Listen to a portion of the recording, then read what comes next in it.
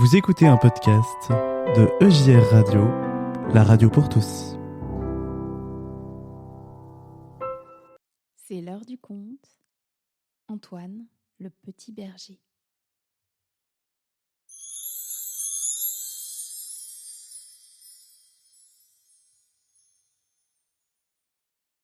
Antoine sifflote gaiement sur le chemin qui serpente entre les collines. Ses 10 petits moutons gambadent autour de lui. Le petit berger et son troupeau sont en route pour le grand pâturage. Là-bas, juste à côté du petit village de Bethléem, ils passeront la nuit dans l'herbe verte avec d'autres troupeaux et leurs bergers. Antoine est tout excité. Ce sera sa première nuit sous le ciel étoilé. En attendant, il faut se dépêcher. Le troupeau doit arriver au pâturage avant que la nuit ne soit tombée. En haut d'une petite colline, Gédéon le mouton aperçoit dans un buisson 2 yeux jaunes qui l'observent avec attention. Son sang ne fait qu'un tour.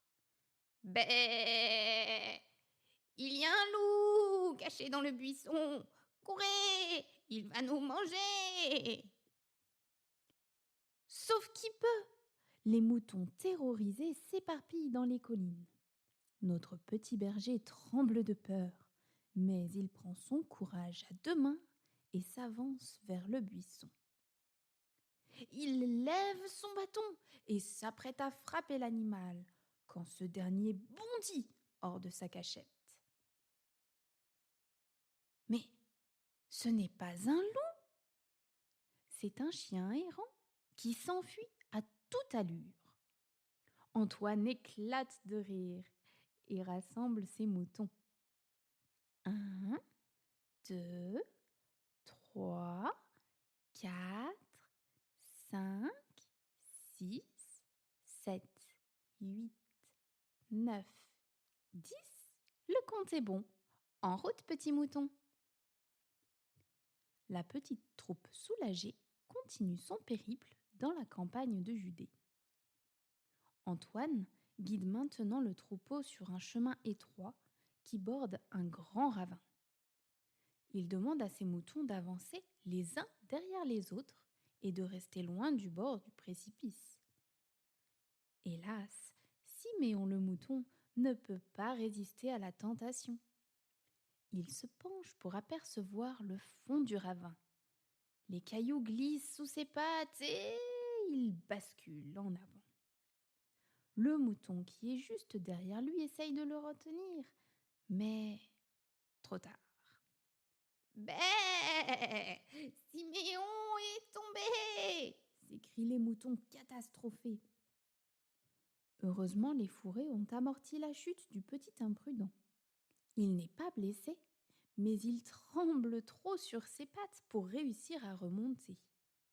Sans hésiter, Antoine descend le chercher. Avec agilité, il sautille de rocher en rocher jusqu'au fond du précipice. Il rassure Siméon et le hisse sur ses épaules. Puis, s'appuyant sur son bâton de berger, il remonte péniblement la pente jusqu'au chemin. Une chose est sûre, Siméon ne s'approchera plus jamais du bord d'un ravin. 1, 2, 3, 4, 5, 6, 7, 8, 9, 10. Le compte est bon. En route, petit mouton. Les mésaventures du voyage ont retardé le troupeau et son berger. Le soleil va bientôt se coucher et les moutons fatigués traînent des pattes. Une seule et même question résonne sans arrêt aux oreilles de leur berger. On est bientôt arrivé? Avec patience, Antoine encourage chacun. Il sait que leur périple touche à sa fin. Le soleil disparaît derrière les collines lorsque le chemin débouche sur une vaste étendue d'herbe verte. Ils sont arrivés au grand pâturage. Des centaines de moutons gardés à tour de rôle par les bergers y sont rassemblés. Pour l'instant, c'est Théodore qui veille sur les troupeaux. Après lui avoir confié ses 10 moutons, Antoine va rejoindre les autres bergers. Les flammes du grand feu montent vers les cieux, et les chants et les légendes des anciens résonnent dans la nuit. Antoine savoure chaque instant de cette merveilleuse soirée. Puis il s'allonge dans l'herbe fraîche et contemple le ciel étoilé. Quel spectacle!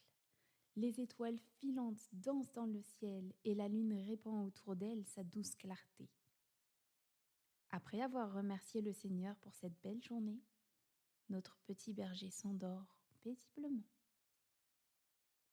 2 heures plus tard, Théodore lui tape sur l'épaule. « Réveille-toi, petit berger, c'est à ton tour de garder les moutons. » Antoine se lève et va s'asseoir sur un gros rocher. Tout est calme et paisible. Soudain, une vive lumière éclaire le pâturage, comme si le soleil s'était déjà levé. Le petit berger lève les yeux tout étonné. Dans le ciel, une étoile qu'il n'a jamais vue vient de se mettre à briller.